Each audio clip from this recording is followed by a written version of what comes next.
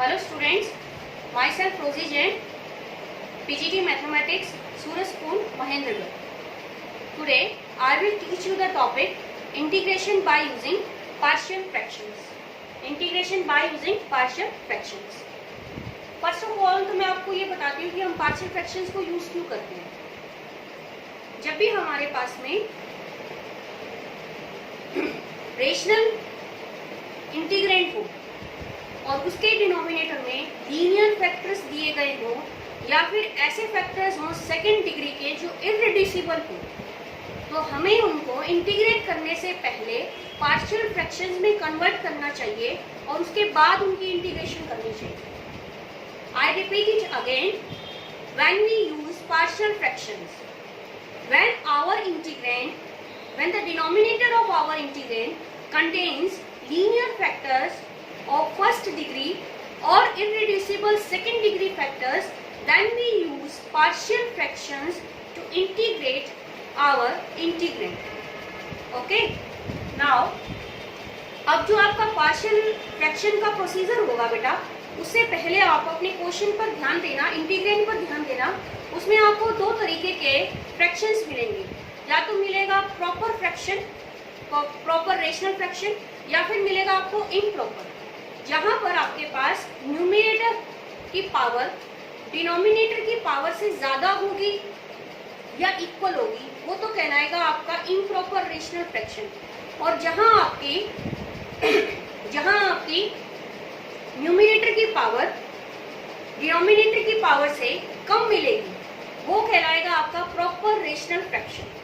तो आपको जो है इम्प्रॉपर रेशनल फ्रैक्शन अगर आपके पास आ जाए, यानी कि जब आपकी न्यूमरेटर की पावर डिनोमिनेटर की पावर से ज्यादा आ जाए या इक्वल आ जाए, तो आपको सबसे पहले डिवाइड का जो है रूल अप्लाई करना है. वहां पर आप न्यूमरेटर को सबसे पहले डिनोमिनेटर से डिवाइड करेंगे. उसके बाद आप उसमें जो आपका प्रॉपर रेशनल फ्रैक्शन आएगा, उसमें आप किसका यूज करोगे? पार्शियल फ्रैक्शंस का.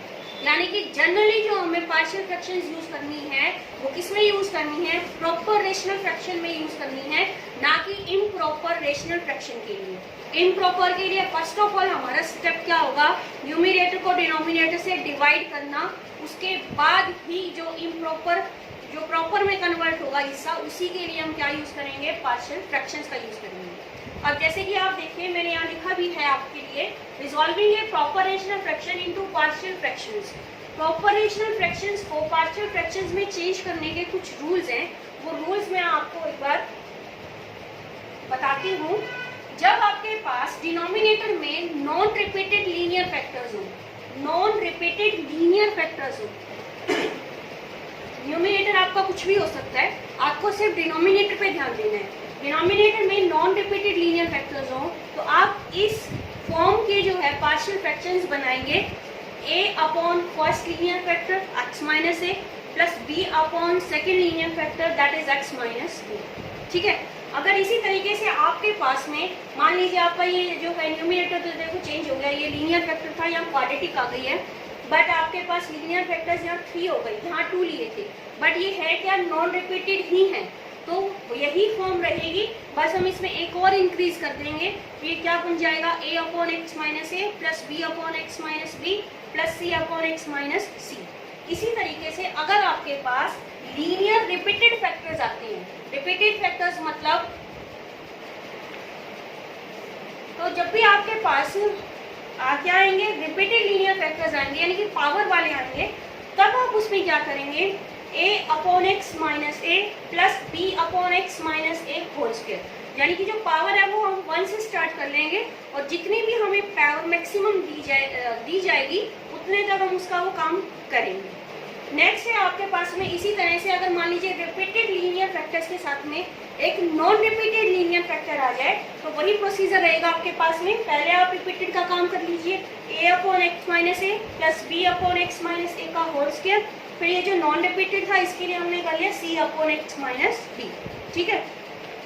फिर लास्ट में अगर आपके पास डिनोमिनेटर में आ जाता है irreducible second degree factor, irreducible जिसको आगे फैक्टराइज नहीं कर सकते, इस तरह का अगर कोई फैक्टर आ जाता है आपके पास में, चाहे साथ में लीनियर फैक्टर हो या ना हो, वो क्वेश्चन पे डिपेंड करेगा, तो उसमें अगर आपको बनाने हैं पार्शियल फ्रैक्शन तो इस फॉर्म के होंगे।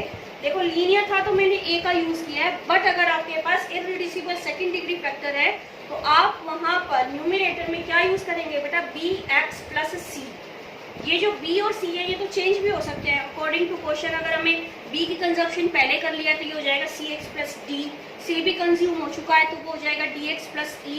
बट आप ध्यान रखेंगे कि यहाँ पर जो वेरिएबल की पावर है वो एक कम होकर यूज कर रहे हैं हम। यहाँ सेकेंड डिग्री पावर थी, यहाँ वेरिएबल की पावर क्या है, 1 है। तो ये फॉर्म याद रखिएगा, dx प्लस c कब अप्लाई करना आपको, जब आपके पास इररिड्यूसिबल सेकेंड डिग्री फैक्टर होगा डिनोमिनेटर में। किसके डिनोमिनेटर में, प्रॉपर रेशनल फ्रैक्शन की डिनोमिनेटर में। Now we will start some questions to understand this topic more clearly.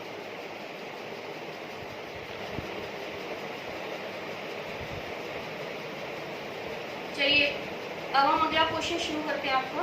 जो फर्स्ट क्वेश्चन है हमारा, यहाँ पर देखो जो मेरा इंटीग्रेंड है वो है प्रॉपर रेशनल फ्रैक्शन, क्योंकि इसमें पावर 1 है न्यूमरेटर में और इसकी टोटल पावर आएगी 2। तो अब हम इसको सॉल्व करने के लिए, इसको इंटीग्रेट करने के लिए सबसे पहले इस इंटीग्रेंड का, इस प्रॉपर रेशनल फ्रैक्शन का क्या करेंगे, पार्शियल फ्रैक्शन बनाएंगे। तो पार्शियल फ्रैक्शन बनाते वक्त यहाँ मैंने ध्यान दिया कि डिनोमिनेटर में जो है वो नॉन रिपीटेड लीनियर फैक्टर्स है। तो इसके लिए फॉर्म क्या होगा मेरा पार्शियल में, a upon x plus 2 plus b upon x plus 3,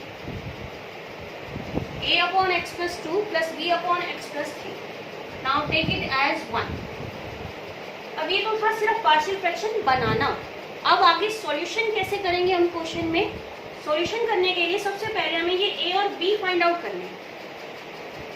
इसके लिए आप क्या कीजिए, दोनों तरफ एलसीएम ले लीजिए। यहाँ जो एलसीएम आएगा वो x plus 2 into x plus 3 आएगा, और हमारे पास इक्वालिटी का साइन होने की वजह से दोनों जो हैं डिनोमिनेटर्स एलसीएम के आपस में क्या हो जाएंगे, कैंसिल हो जाएंगे। और हम आफ्टर एलसीएम जो है वो वैल्यू रहेगी हमारे पास में 3x plus 2 into is equal to a into x plus 3 plus b into x plus 2।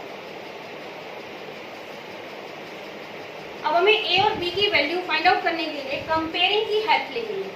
Comparing के लिए सबसे पहले जो है हम लेंगे coefficient of x and then constant terms. हमें हमेशा कंपेयरिंग मैक्सिमम जो पावर है ना उससे स्टार्ट करनी चाहिए। यहाँ वेरिएबल x की मैक्सिमम पावर 1 है तो इसलिए मैंने x से स्टार्ट किया है, ठीक है। तो अब मैं कोफिशिएंट ऑफ x ले रही हूँ।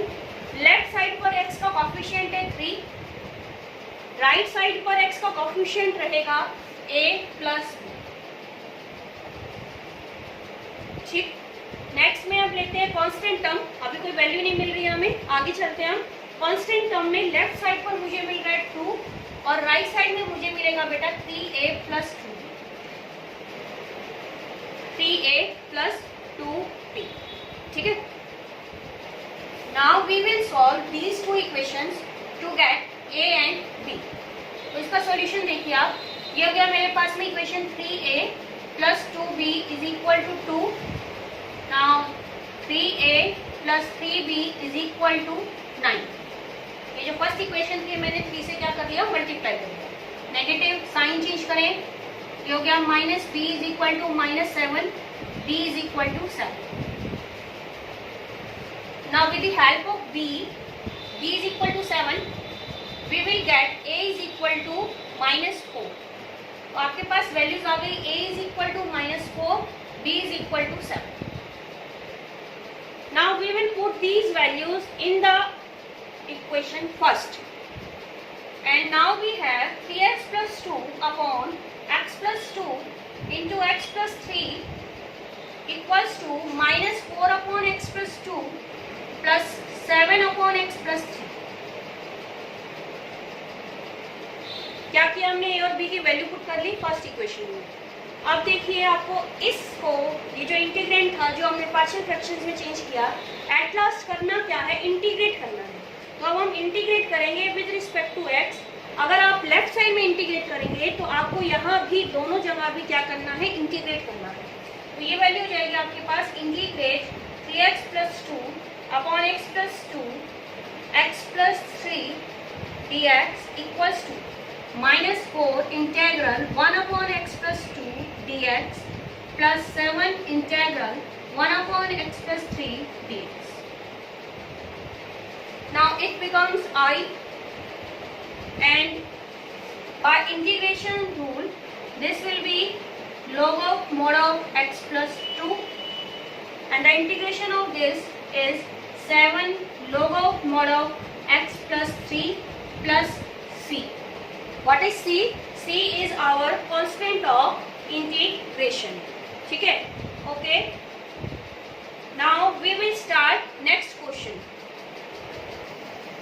Now the second question is integrate x upon x minus 1 whole square x plus 2.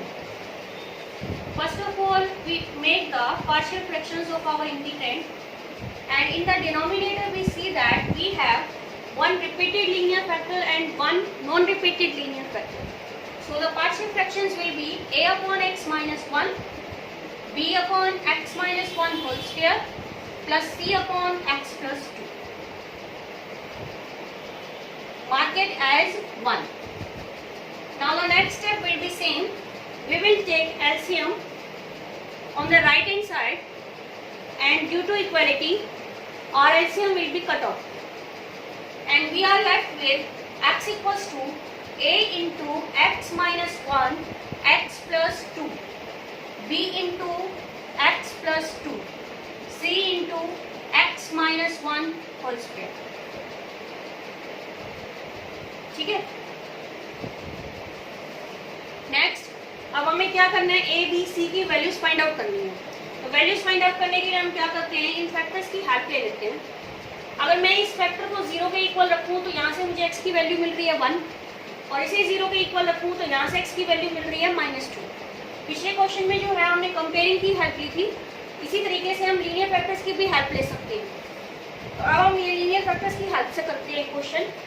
तो यहाँ पर एक बार तो मैं जो है पहले फैक्टर से x की वैल्यू 1 कंसीडर कर रही हूँ, और दूसरे फैक्टर से x की वैल्यू कितनी कंसीडर कर रही हूँ, -2.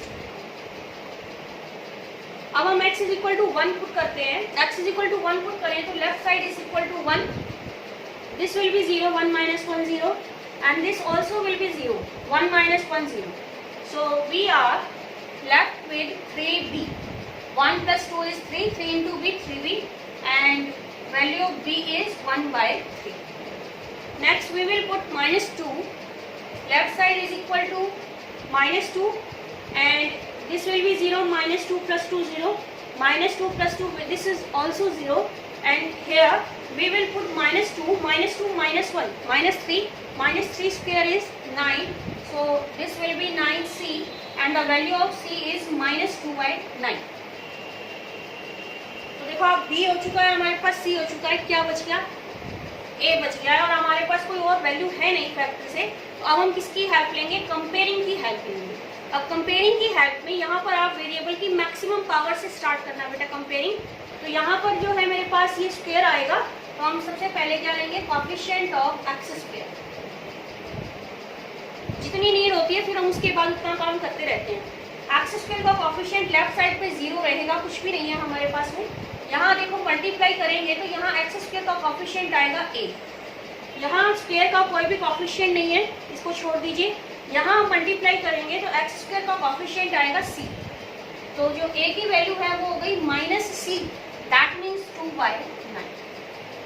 अब देखिए हमारे पास a b c तीनों की वैल्यू आ चुकी है, तो फर्दर हमें कुछ और कंपैरिजन या वैल्यूज पुट कर देखने की जरूरत नहीं है. बस अब हम ये a b c जो है ये हमारी फर्स्ट इक्वेशन में पुट करेंगे. तो x upon x minus 1 whole square into x plus 2 becomes 2/9, 1 upon x minus 1, 1/3, 1 upon x minus 1 whole square, minus 2/9, 1 upon x plus 2. ये क्यों क्या किया हमने, फर्स्ट में a b और c की वैल्यू जो थी वो क्या कर ली, पुट कर ली. फिर आपको मैंने कहा था कि मेन काम हमारा क्या है, इस इंटीग्रेंड को इंटीग्रेट करना. तो अब हम क्या करेंगे, दोनों तरफ with respect to x integrate करेंगे, और इसी स्टेप पर कर लेते हैं हम. यहाँ हमने क्या किया, हर एक टर्म को अलग अलग से क्या कर लिया, with respect to x integrate कर लिया। ये जितनी भी वैल्यूज थी ये आपकी जो थे कांस्टेंट कोएफिशिएंट्स थी, ये बाहर ही रखे हैं हमने। ये तो बन गया हमारा इंटीग्रेंड आई, यहाँ इंटीग्रेट किया हमने तो ये आ गया बेटा 2/9 log of mod of x - 1 and this will B by power rule. इसकी जो इंटीग्रेशन होगी और वो आएगी नेगेटिव ऑफ 1/x - 1 और यहाँ पर फिर से आपके पास आ जाएगा -2/9 log of mod of x + 2 and plus c is the constant of integration. Next जो है आपके पास में अब 2/9 देखो, इनमें वैल्यू जो है वो कॉमन है और log में ये डिफरेंस आ रहा है, तो ये जो log में डिफरेंस होगा ये किस में चला जाएगा बेटा, डिवाइड में चला जाएगा। -1/3 1/x - 1 plus. Now this is our second question which gives repeated linear factor and one non-repeated linear factor. Now we will do next question. Now students, in the third question the integrand is x/x + 1 into x² + 1. Here in the denominator we have irreducible second degree factor. So its partial will be a/x + 1 plus bx plus c upon x² + 1. Next step, we will take the LCM and after LCM we will have a into x² + 1 bx plus c into x + 1. Here we have multiplied bx² plus bx plus cx plus c. From factors we have only one value and that is x is equal to -1. So first of all we put x is equal to -1 and we have -1 रखेंगे। देखो यहाँ पर ये जो है ये 0 बन जाएगा, -1 + 1 इसे छोड़ देंगे, -1 का स्क्वायर 1 आएगा, 1 + 1 कितना हो गया 2, this is 2a and the value of a is -1/2, -1/2. Now we have coefficient of x²। यहाँ coefficient of x कोई भी नहीं, स्क्वायर का coefficient सॉरी कोई भी नहीं है तो हम 0 लिखेंगे। यहाँ जो आपके स्क्वायर के coefficients है वो है बेटा a plus b, तो b की वैल्यू हो गई -a दैट इज 1/2। अब हमें एक और वैल्यू की नीड है c की, तो हम अगली कंपैरिजन भी करेंगे। कोएफिशिएंट ऑफ क्या लेकर चलेंगे x। अब x का कोएफिशिएंट लेफ्ट में 1 है और राइट में बेटा हमारे पास है b plus c, तो c की वैल्यू आएगी 1 minus b that is 1 minus half equals to half.